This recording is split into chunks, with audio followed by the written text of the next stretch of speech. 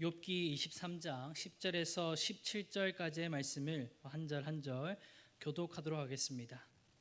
그러나 내가 가는 길을 그가 아시나니 그가 나를 단련하신 후에는 내가 순금같이 되어 나오리라. 내 발이 그의 걸음을 바로 따랐으며 내가 그의 길을 지켜 치우치지 아니하였고 내가 그의 입술의 명령을 어기지 아니하고 정한 음식보다 그의 입의 말씀을 귀히 여겼도다. 그는 뜻이 일정하시니 누가 능히 돌이키랴. 그의 마음에 하고자 하시는 것이면 그것을 행하시나니 그런즉 내게 작정하신 것을 이루실 것이라. 이런 일이 그에게 많이 있느니라. 그러므로 내가 그 앞에 떨며 지각을 얻어 그를 두려워하리라.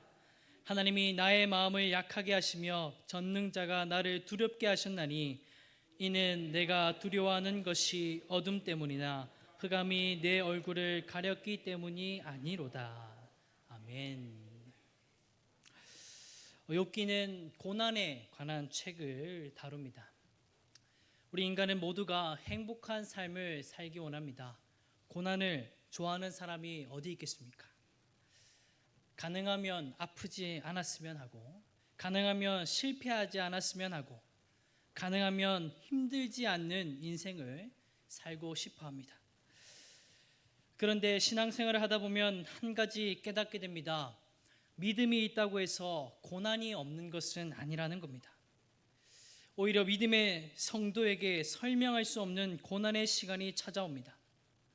기도에도 응답이 없는 것 같고, 하나님은 침묵하시는 것 같고, 상황은 나아지지 않는 것 같아 보입니다.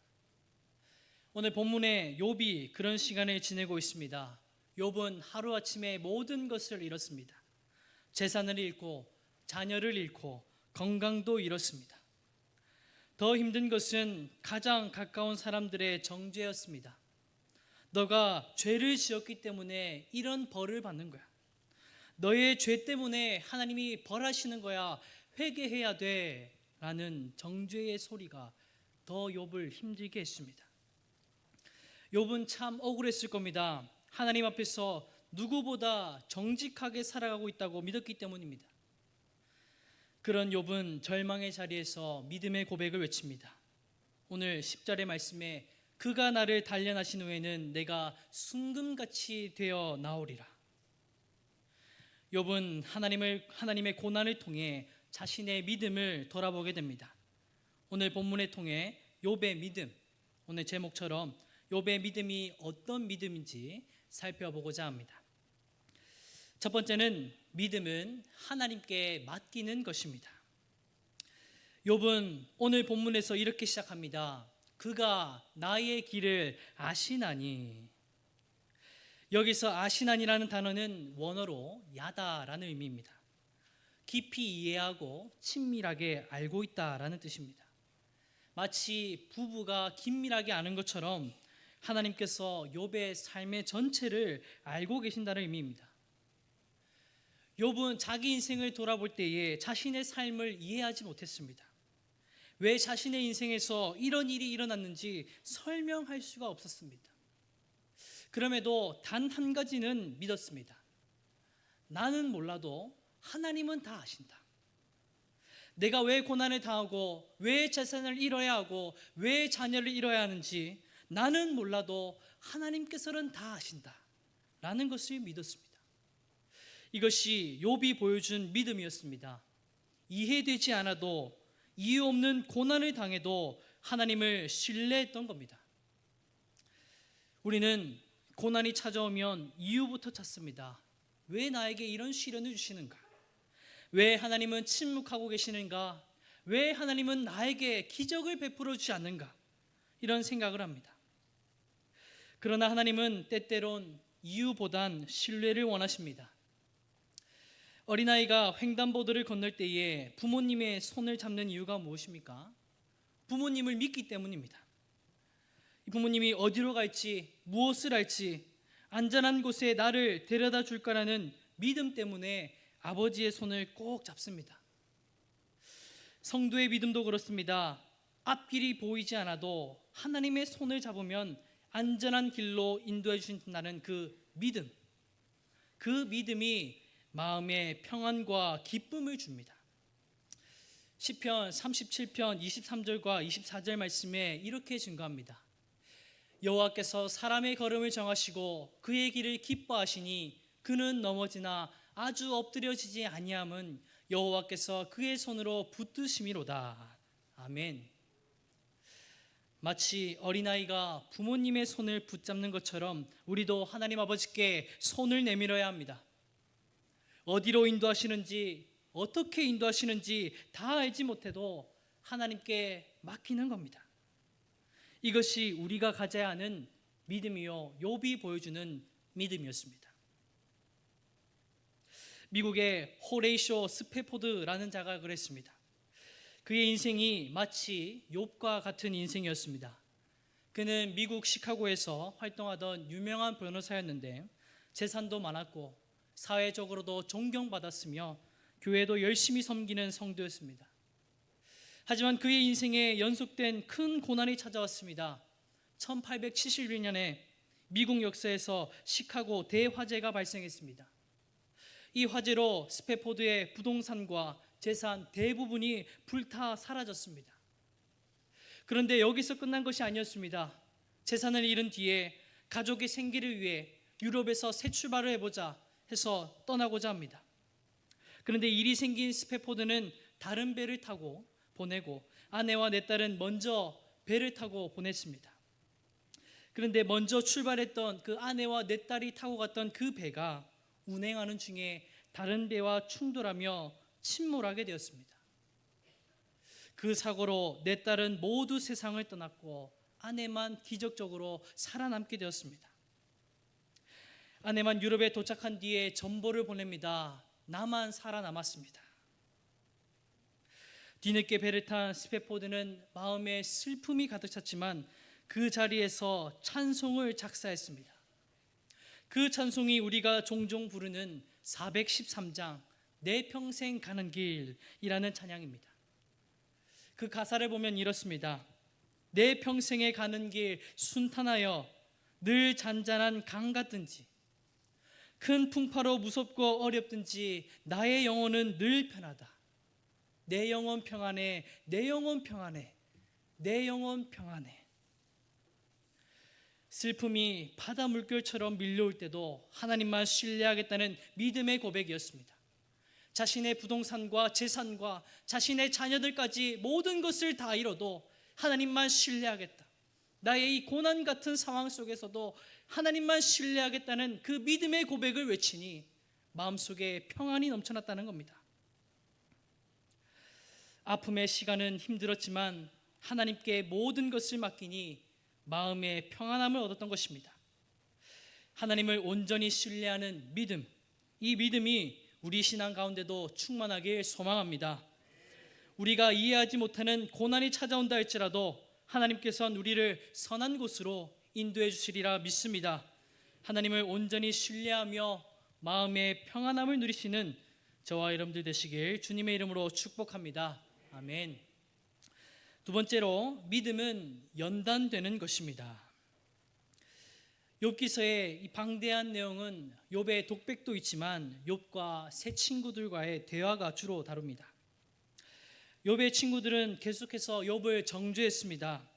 너가 고난을 받고 있는 이유는 너의 죄 때문이다. 너가 벌을 받는 것도 너의 자녀들의 죄 때문이다. 회개해라. 회개해야 그 벌이 멈출 것이다. 이렇게 정죄했습니다.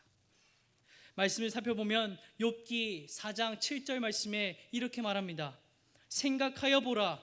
죄 없이 망한 자가 누구인가? 정직한 자의 끊어짐이 어디 있는가? 욥기 8장 4절 말씀에도 이렇게 말합니다. 내 자녀들이 주께 죄를 지었으므로 주께서 그들을 그 죄에 버려두셨나니.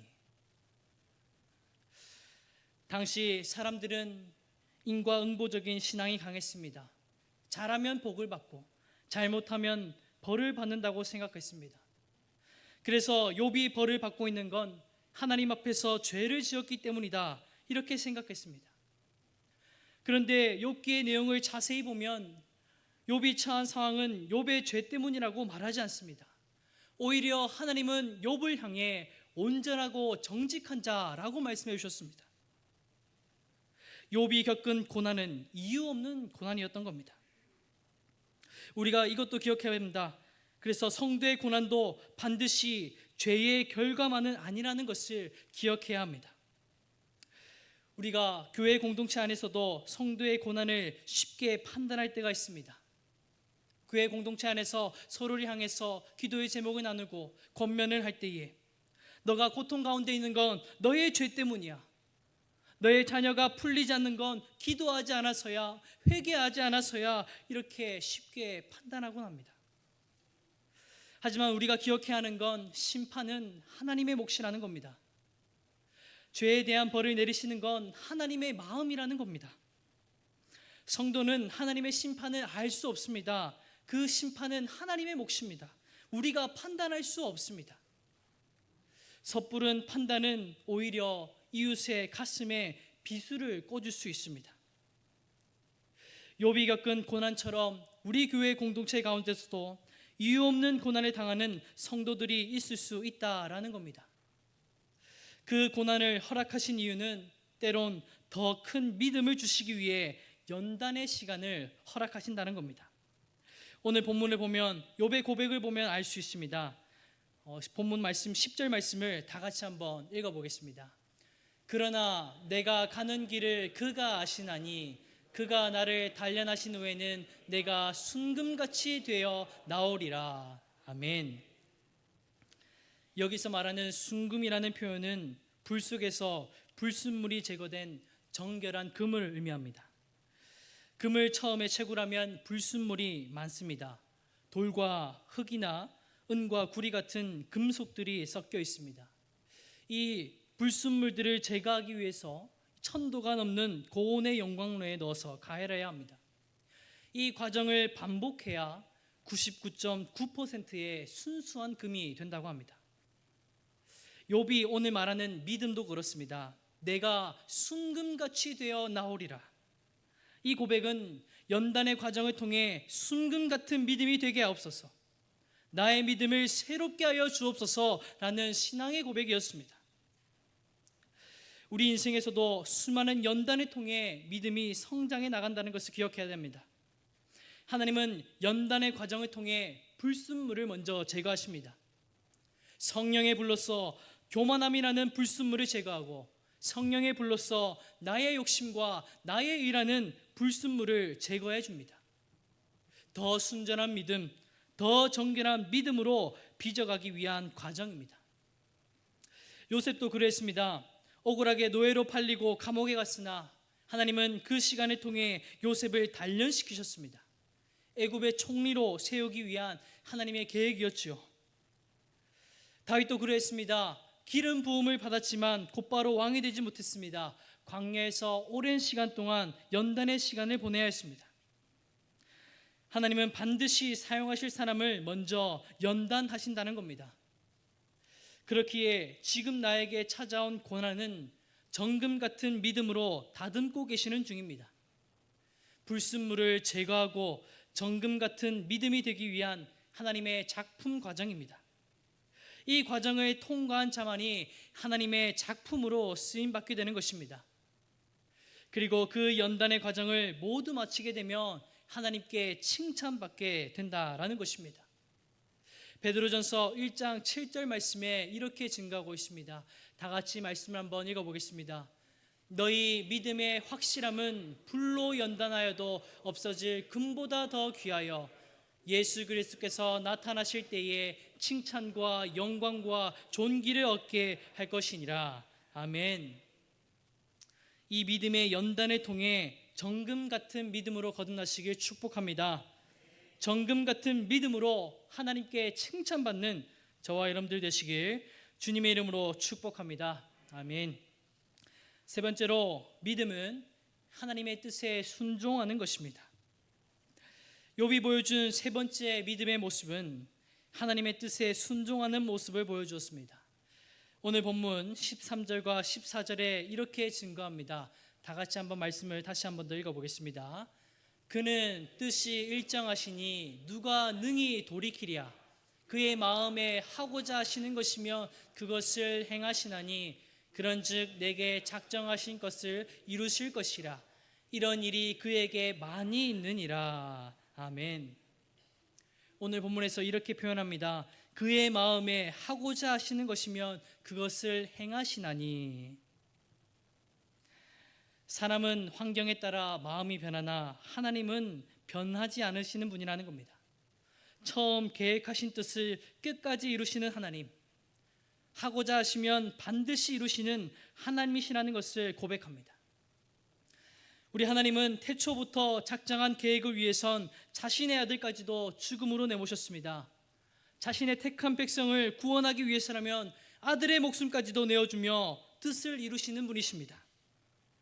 욥도 그 뜻을 이루시는 하나님을 믿었습니다.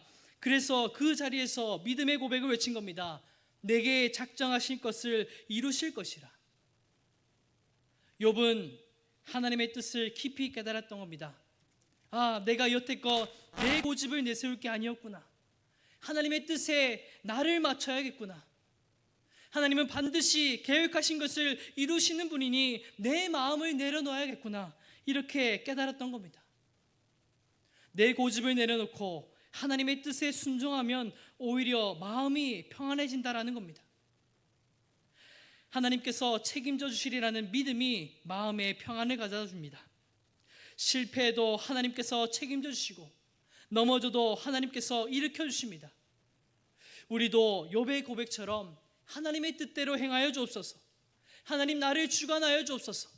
내 삶의 재산도 잃어버리고 자녀도 잃어버리고 모든 것을 다 잃어버려도 하나님, 온전히 하나님의 뜻에 순종하겠습니다. 하나님 나를 주관하여 주옵소서.